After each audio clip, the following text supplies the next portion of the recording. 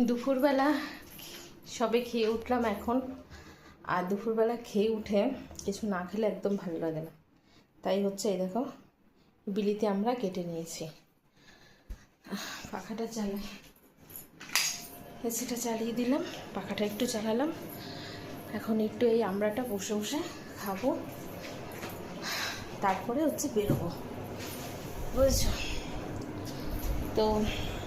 Kiss অনেক দিন থেকেই এগুলো নিয়ে এসছে, তো ওকে শশা পেয়ারা এই কদিন কেটে দিয়েছি, আর আমড়া কাটা হয়নি। তো আজকে আমার আমড়া খেতে ইচ্ছা হয় না, আজকে আমার কি মন হলো আমি একটু খাই। তো চলো দেখাই তোমাদেরকে খেতে কেমন টেস্ট।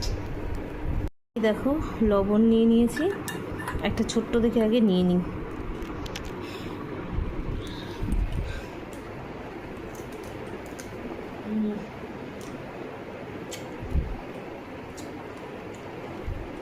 টক, এতটা মিষ্টি না, লবণটা বেশি লাগানো হয়ে গেছে।